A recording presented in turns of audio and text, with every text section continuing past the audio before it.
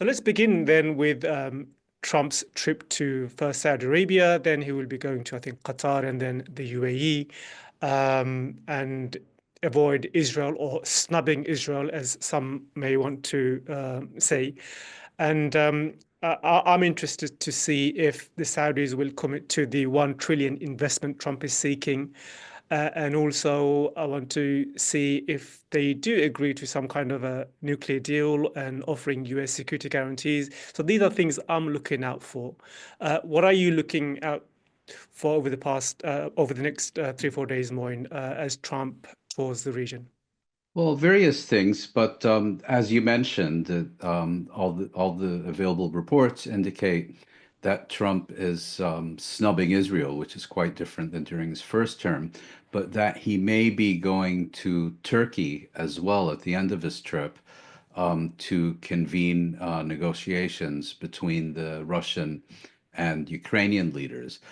As far as Trump's visit, and I think in contrast to much of his Middle East diplomacy during his first term, this is really all about bilateral relations between the United States and the countries he's visiting involved. So in Saudi Arabia, as you mentioned, they're signing a whole series of agreements that concern increased Saudi investments in the United States, cooperation on nuclear energy, presumably cooperation with respect to reducing the oil price, cooperation on artificial intelligence, and the rest of it. And we haven't heard a peep about Saudi-Israeli normalization, which appears to confirm reporting, I believe, in Middle East Eye last week, that the Saudi foreign minister had visited Washington and made very clear to his hosts that the Saudi rulers didn't want to have any discussion of normalization with Israel, either in public or in private. A complete sea change from Trump's first term.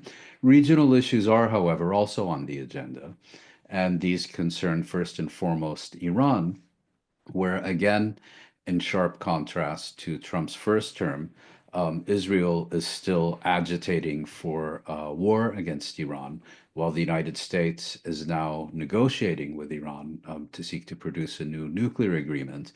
And crucially, those states that were most hostile to Iran during Trump's first term, Saudi Arabia and the United Arab Emirates, are now actively encouraging US Iranian diplomacy.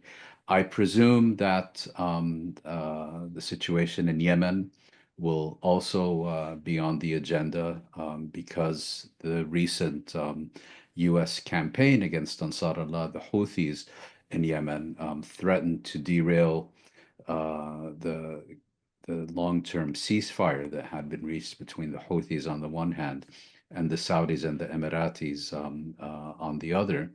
And I presume that in Qatar, there will be discussions about a new agreement concerning the Gaza Strip, but we'll get to that later. What have you made of the 400 million plane that was gifted to Trump? I mean, a lot of people will look at that and say, this is again Qatar trying to buy its way into, well, exerting influence on US foreign policy. And what do you make of that? Well, breaking news,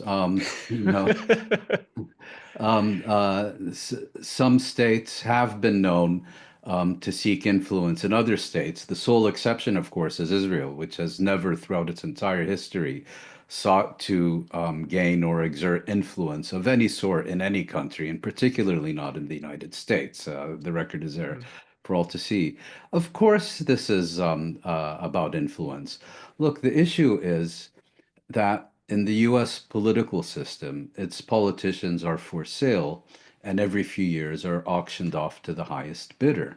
In this case, the Zionist lobby in the United States thought it had purchased Trump with the $100 million plus that Miriam Adelson gave to Trump. But then, to their shock and surprise, there's been a second auction, and the Gulf states managed to deploy many more resources than Adelson and her colleagues were able to raise.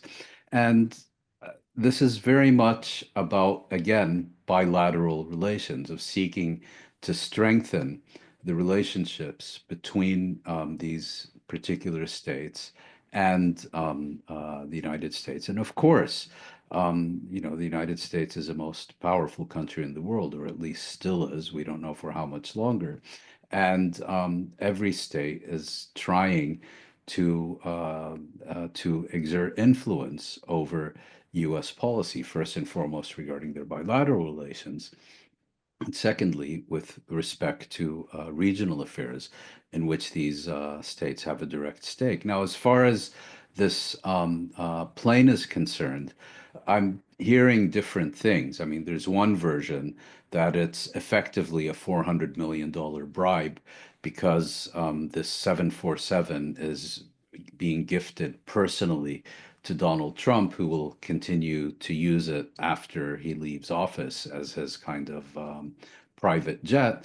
And then there's another version, which may well be the more accurate one, which is that Qatar is in fact selling this plane to the US Department of Defense, which will be using it as the US presidential airplane until the two new planes that have been ordered by the White House and which are very far behind schedule are ready towards the end of this decade. But certainly, as your question implies, the appearance is not one of extraordinary propriety, and I think to the extent that these assessments are made, I think they reflect much more poorly on the United States and the White House and Donald Trump than they do on those seeking to exert or buy influence.